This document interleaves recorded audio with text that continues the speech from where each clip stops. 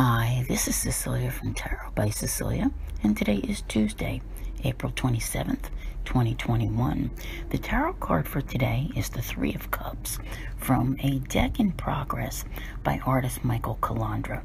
I'm not going to be showing a whole lot of this deck to you until after it is complete, but if you can find him, I'm not sure if he has a YouTube channel, you might want to check it out. Watching him paint is extremely satisfying. Now, this beautiful card, many of you probably realize it's all about, celebrations. And today, once again, we can say full moon blessings, because on some of your calendars out there, it is actually today a full moon in Scorpio, which is the first super moon of the year.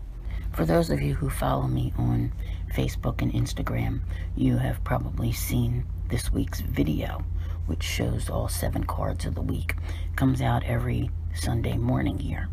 And what is interesting is a lot of times when you combine the cards, we have today's card, which is the Three of Cups.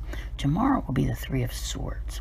Normally, if I see them in the reverse order, Three of Swords, Three of Cups, I tend to say separations and celebrations, right? But it sounds a little bit backwards this week, and that's okay, all right? Because, tomorrow's Three of Swords is about letting go, but what are we celebrating today? Wow, just so many things. And you may have your own personal reasons or even your own personal rituals that you do for the full moon. I see so much of that on Instagram, by the way. Now, I would be remiss if I did not talk about the intensity of what is happening today. It's not just that you have, where the moon just turned full, okay? It's more than that. The day starts with the moon opposing Uranus. Now, I have spoken about this in my lengthier full moon tarot guidance that I offer on my website, Patreon, and members only on Facebook, okay? Uranus, for those of you who have ever experienced something that just totally threw you for a loop, go back and check the date to see what was happening then. It was probably Uranus, okay? So, Uranus can throw things into the mix that can be shockingly, I don't want to say horrible, but really throw you off your game, or they can be that instant surprise that feels really, really good. It is important to note that Pluto, the ruler of Scorpio, is actually going retrograde at this full moon, okay? Just adds to the intensity, all right? Totally adds to the intensity. The moon is going to square Saturn. It's going to oppose Venus and oppose Mercury. But we end the day with a trine to Neptune, which I just want to say, all's well that ends well, at least in the dream world. This is just an extremely, extremely intense day. I do believe that you should take note that here we are in April, and our Three of Cups is indicating that something that's happening now is connected to something that will happen around September 22nd. So, mark your calendar and keep that in mind. I won't go into any more detail with that just yet. There is a rather social atmosphere around this card. The word social is very difficult to comprehend these days, in the age of COVID. But it doesn't mean that there is not I can't even talk, socialization taking place. However, I really do feel that tomorrow's card will be the follow-up to this.